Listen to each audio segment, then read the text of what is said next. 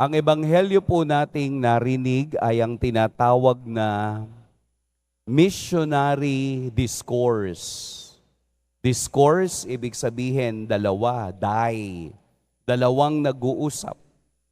At ang kausap ni Jesus ay ang kaniyang mga apostol, ang kaniyang mga unang alagad na tinawag niya.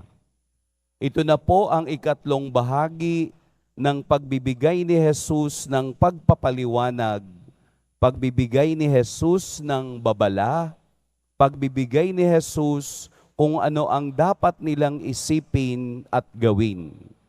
Kung kayo po ay nakapagsisimba nitong mga nakaaraang araw, ang chapter 10, verse 5, nag-umpisa ang kaniyang missionary discourse o pakikipag-usap. Simula noon ang kaniyang pagpili ng unang 12, binigyan niya ito ng mga babala kung ano ang kanilang sasapitin at kung ano ang kanilang kahahantungan.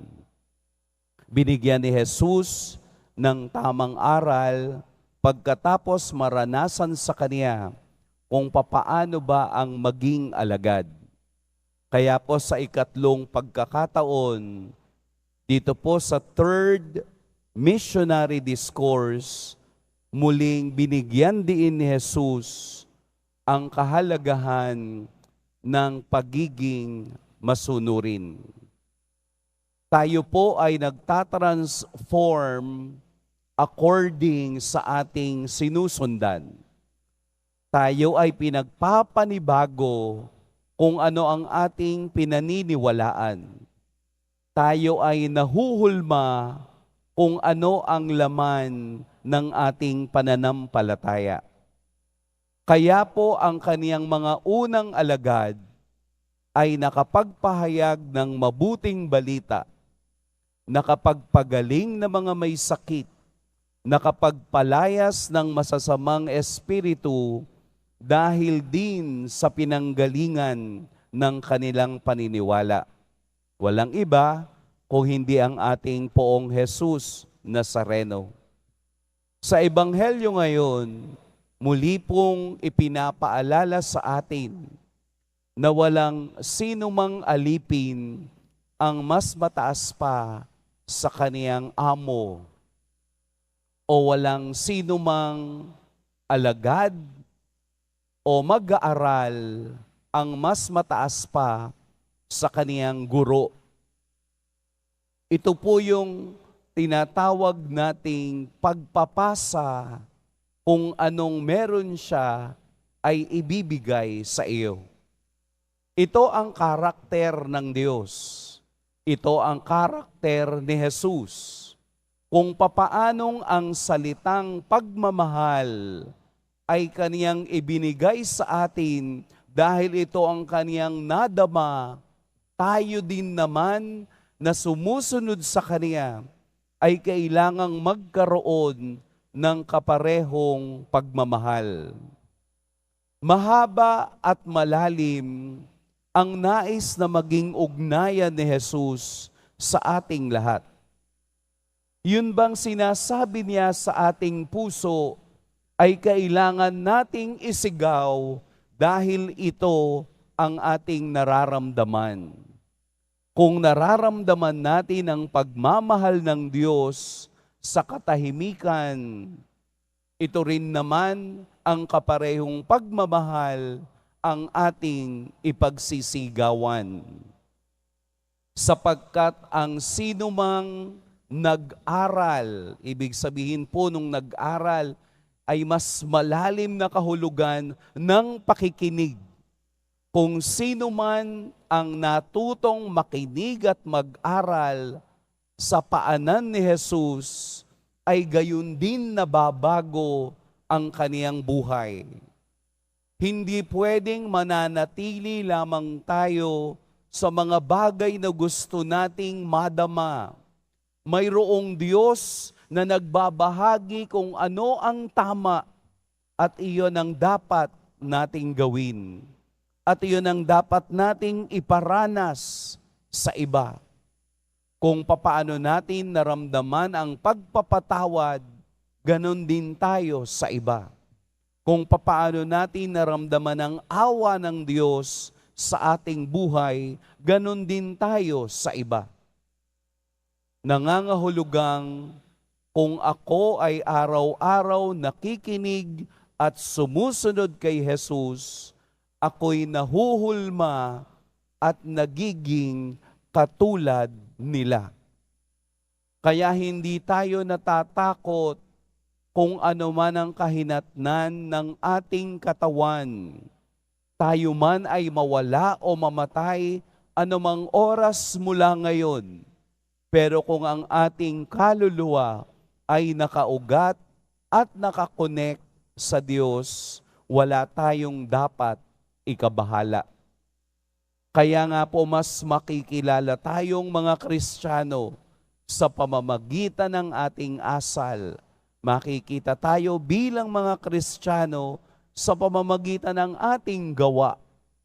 Dahil kahit saan, ang pagiging Kristiyano ay dala natin kahit saan tayo pumunta. Hindi natin dapat ikahiya ang Diyos dahil ito ay pagpapakita ng pagsunod sa Kanya. Maliwanag sa huling bahagi ng Ebanghelyo, ang Kaniyang bagay na ibinibigay ay pagbibigay at pagbabahagi kung ano ang dapat na maging pamantayan ng ating pamumuhay. Tandaan po natin sa huling bahagi, Kaniyang sinabi, ang taong ikinahihiya ako sa harapan ng iba ay ikahihiya ko rin sa harapan ng aking Ama. Tingnan po natin kung papaano tayo magsabuhay ng Kaniyang salita. Tingnan po natin kung papaano natin inilalapat sa ating buhay ang mga salita ng Diyos at ang Kaniyang mga banal na aral. Paano po kayo kumain sa labas?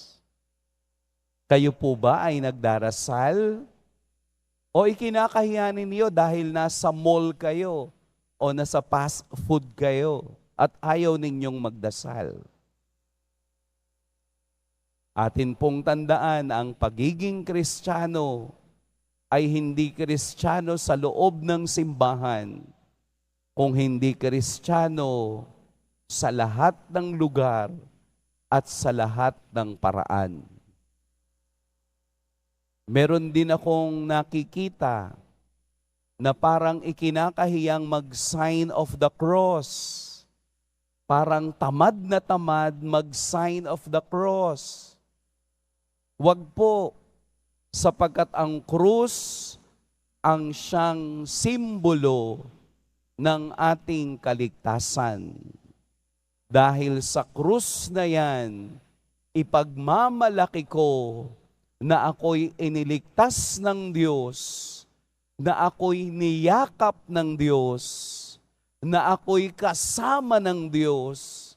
Kaya ang bagay na iyan, kailanman, hindi ko ikakahiya sa iba. Dahil kung wala ang krus, wala ring pagliligtas na mangyayari sa ating lahat. Unang-unang dapat dalhin ay ang krus ni Jesus na siyang daan kung bakit may patuloy tayong pagpapatawad sa ating mga kasalanan. Huwag nating ikahiya dahil totoo sa sinabi ni Jesus na may langit at may impyerno. Pipili tayo. Mas maganda pong ngayon pa lang isabuhay na natin ang tema ng nangyayari sa langit. Katulad ng unang pagbasa, ang mga anghel at arkanghel ay walang tigil sa kanilang pag-awit ng banal, banal. Huwag niyo pong i-shortcut ang sign of the cross. Merong iba parang, alam niyo na, no? Ganun na lang mag-sign of the cross. Dito po yon. Upang maisip ko ang Diyos, maisapuso ko ang Diyos, mailagay ko sa balikat ang lahat ng kaniyang mga utos. Napakaganda. At tayo lang ang meron yan. Pagpalain tayo ng poong may kapal. Magsitayo po ang lahat.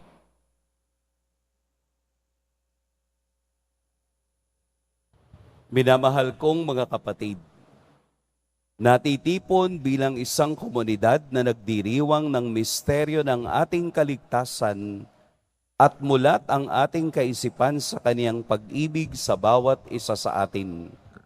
Dumulog tayo sa pananalangin sa Diyos, ang ating walang hanggang Ama.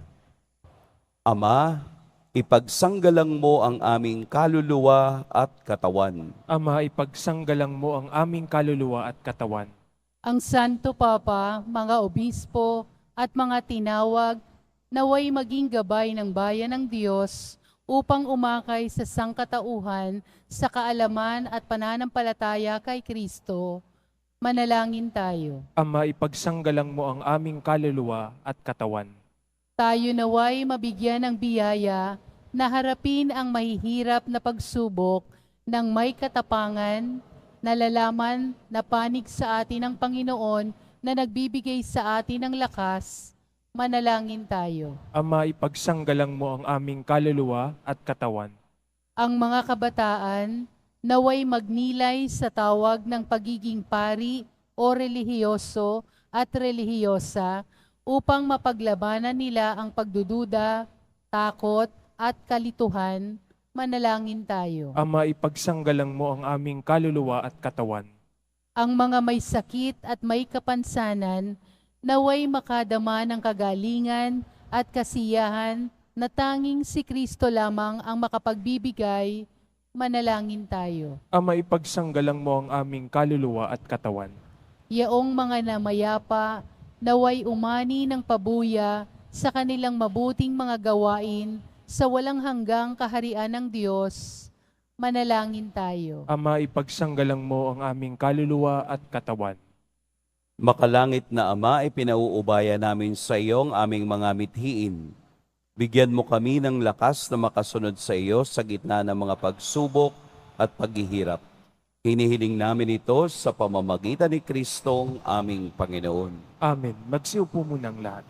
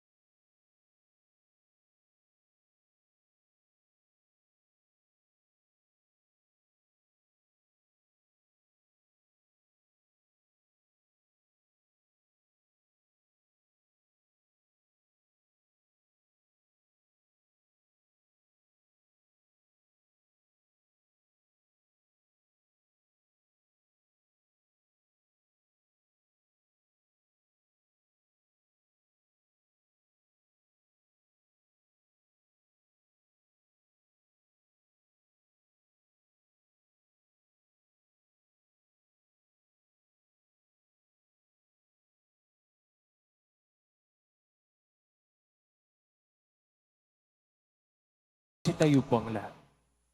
Manalangin kayo mga kapatid upang ang paghahain natin ay kalugdan ng Diyos amang makapangyarihan. Tanggapin nawa ng Panginoon itong paghahain sa iyong mga kamay, sa kapurihan niya at karangalan sa ating kapakinabangan at sa buong sambayanan niyang banal. Ama naming lumikha, ang paghahain namin sa iyong ngalan ay siya nawang sa amin dumalisay, upang ito ay maging pagganap araw-araw ng aming paglipat sa buhay sa kalangitan. Sa pamamagitan ni Hesukristo, kasama ng Espiritu Santo, magpa sa walang hanggan. Amen. Sumainyo ang Panginoon. At sumaiyo rin. Itaas sa Diyos ang inyong puso at diwa. Itinaas na namin sa Panginoon. Pasalamatan natin ang Panginoong ating Diyos. Marapat na siya ay pasalamatan. Ama naming makapangyarihan, tunay ngang marapat na ikaw ay aming pasalamatan. Pinagbibigyan mong ito'y aming maihayag, kahit na ito'y walang anumang maidaragdag, sa kadakilaang sa iyo ay likas. Sa pagpupuri namin ang nakikinabang, ay kami rin iyong pinakikiharapan sa pamamagitan ng iyong anak na minamahal. Kaya kaisa na mga anghel na nagsisiawit ng papuri sa iyo, nang walang humpay sa kalangitan, kami nagbubunyi sa iyong kadakilaan. Santo, Santo, Santo, Panginoong Diyos ng mga hukbo, napupuno ang langit at lupa ng kadakilaan mo, o sana sa kaitasan. Pinagpalang na paririto sa ngalan ng Panginoon, o sana sa kaitasan. Magsilod po ang lahat. Ama naming banal, ikaw ang bukal ng tanang kabanalan. Kaya't sa pamamagitan ng iyong Espiritu, gawin mong banal ang kaloob na ito, upang para sa amin maging katawan at dugo ng aming Panginoong Hesukristo. Bago niya pinagtiis ang kusang loob na maging handog, hinawakan niya ang tinapay, pinasalamatan kaniya, pinaghati-hati niya iyon, iniabot sa kaniyang mga alagad at sinabi, "Tanggapin ninyong lahat ito at kanin, ito ang aking katawan na ihahandog para sa inyo."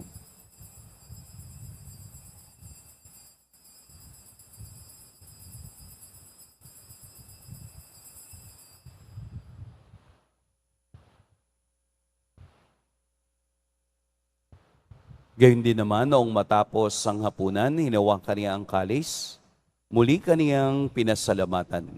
Inabot niya ang kalis sa kaniyang mga alagad at sinabi, "Tanggapin ninyong lahat ito at inumin, ito ang kalis ng aking dugo, ng bago at walang hanggang tipan, ang aking dugo na ibubuhos para sa inyo at para sa lahat, sa ikapagpapatawad ng mga kasalanan.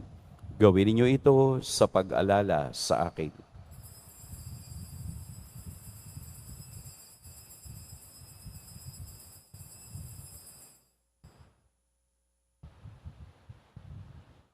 Magsitayo na po ang lahat.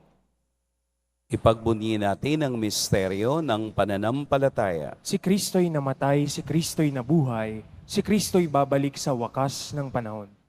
Ama, ginagawa namin ngayon ang pag-alala sa pagkamatay at muling pagkabuhay ng iyong anak. Kaya't iniaalay namin sa iyo ang tinapay na nagbibigay buhay at ang kalis na nagkakaloob ng kaligtasan. Kami nagpapasalamat dahil kami iyong minarapat na tumayo sa harap mo para maglingkod sa iyo. Isinasamo namin kaming magsasalo-salo sa katawan at dugo ni Kristo ay mabuklod sa pagkakaisa sa pamamagitan ng Espiritu Santo. Ama, lingapin mo ang iyong simbahang laganap sa buong daigdig. Puspusin mo kami sa pag-ibig, kaisa ni Francisco na aming Papa, at ni Jose na aming obispo at ng tanang kaparian. Alalahanin mo rin ang mga kapatid naming nahimlay nang may pag-asang sila'y muling mabubuhay, gayon din ang lahat ng mga pumanaw.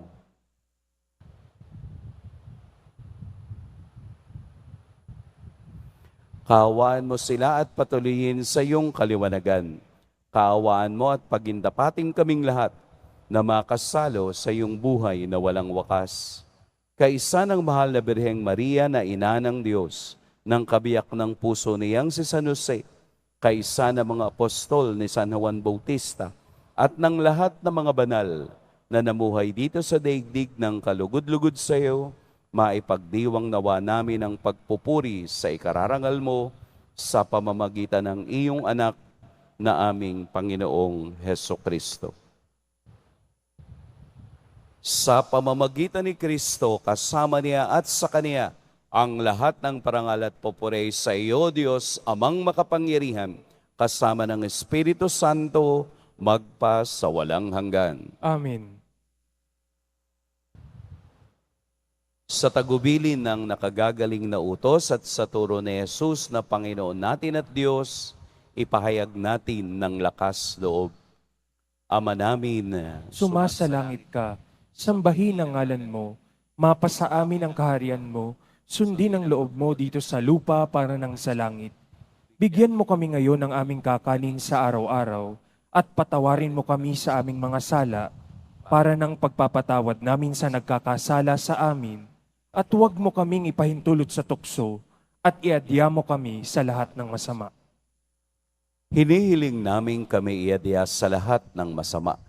Pagkalooban ng kapayapaan araw-araw, iligtas sa kasalanan at ilayo sa lahat ng kapahamakan, samantalang aming pinananabikan ang dakilang araw ng pagpapahayag ng tagapagligtas naming si Hesukristo. Sapagkat iyo ang kaharian at ang kapangyarihan at ang kapurihan magpakailanman. Amen.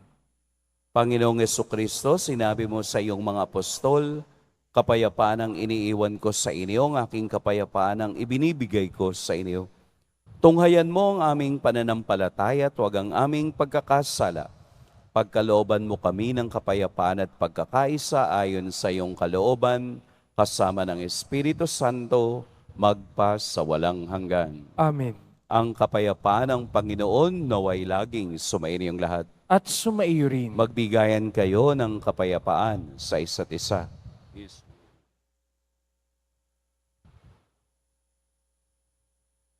Kordero ng Diyos, na nag-aalis ng mga kasalanan ng sanlibutan, maawa ka sa amin. Kordero ng Diyos na nag-aalis ng mga kasalanan ng sanlibutan, maawa ka sa amin. Kordero ng Diyos na nag-aalis ng mga kasalanan ng sanlibutan, ipagkaloob mo sa amin ang kapayapaan. Magsilud po ang lahat. Ito ang kordero ng Diyos, ito ang nag-aalis sa mga kasalanan ng sanlibutan. Mapapalad ang inaanyayahan sa kaniyang piging. Panginoon, hindi ako karapat-dapat na magpatuloy sa iyo, ngunit sa isang salita mo lamang ay gagaling na ako.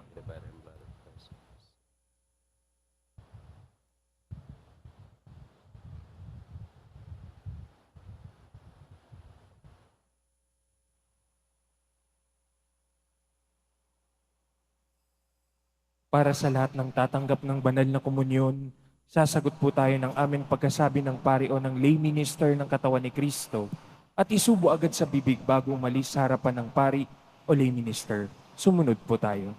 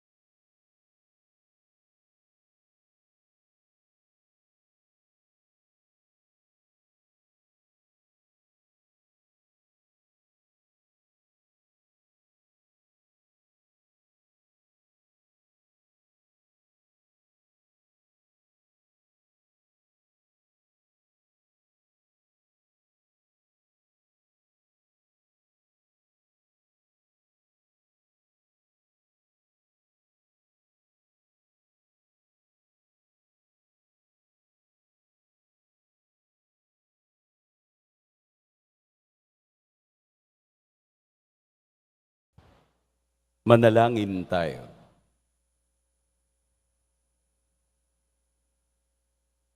Ama naming mapagmahal, kaming iyong pinapakinabang ay loobin mong laging lumingon sa pinanggalingan ng tinanggap namin ngayon para pagsaluhan sa pamamagitan ni Hesukristo kasama ng Espiritu Santo magpa sa walang hanggan. Amen.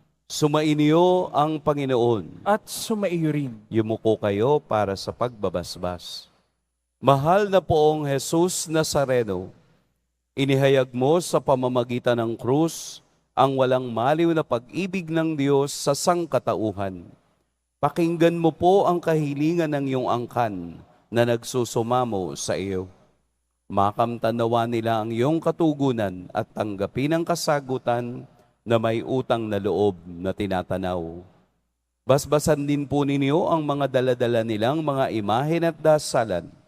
Sa pamamagitan ng bendisyon na ito, naway maalala nila ang mga pangako nila noon sa biniyag, na ikaw ang kanilang iibigin at paglilingkuran bilang Panginoon, magpas sa walang hanggan. Amen. At pagpalain kayo ng makapangyarihan at mapagmahal na Diyos, ang Ama at Anak at Espiritu Santo. Amen. Tapos na ang ating pagdiriwang, humayo kayong taglayang kapayapaan ng poong Jesus Nazareno. Salamat sa Diyos.